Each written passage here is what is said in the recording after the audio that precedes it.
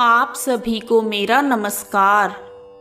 जो प्रदोष व्रत शनिवार के दिन पड़ता है उसे शनि प्रदोष व्रत कहते हैं। शनि प्रदोष का व्रत सभी प्रदोष व्रतों में सबसे महत्वपूर्ण माना गया है।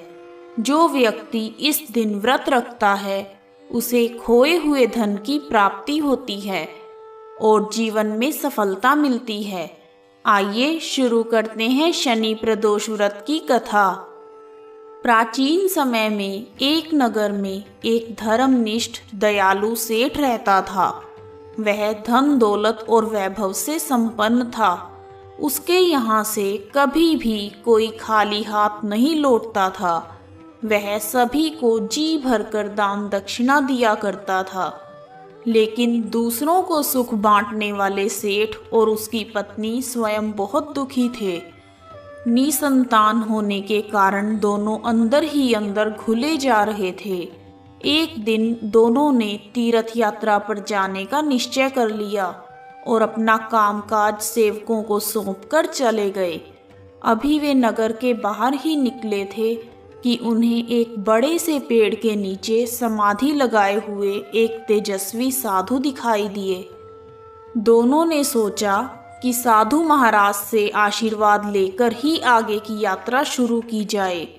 पति पत्नी दोनों समाधि में लीन साधु के सामने हाथ जोड़कर बैठ गए और उनकी समाधि टूटने की प्रतीक्षा करने लगे। सुबह से शाम और फिर रात हो गई, लेकिन साधु की समाधि नहीं टूटी।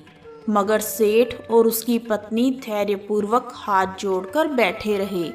अगले दिन प्रातःकाल जब साधु समाधि से उठे तब सेठ और उसकी पत्नी को देखकर वह मंद मंद मुस्कुराए और आशीर्वाद स्वरूप हाथ उठाकर बोले, मैं तुम्हारे अंतर्मन की व्यथा भांप गया हूँ। हे वत्स, मैं तुम्हारे धैर्य और भक्ति भाव से अत्यंत प्रसन्न हूँ। साधु ने संतान प्राप्ति के लिए उन्हें शनि प्रदोष का व्रत करने की विधि बताई और शंकर भगवान की वंदना करने के लिए कहा।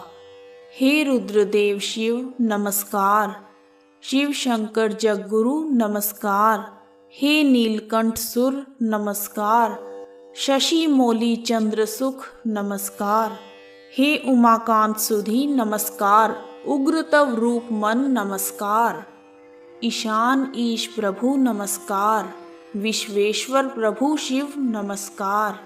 तीर्थ यात्रा के बाद दोनों वापस घर लौट आए और नियम पूर्वक शनि प्रदोष का व्रत करने लगे।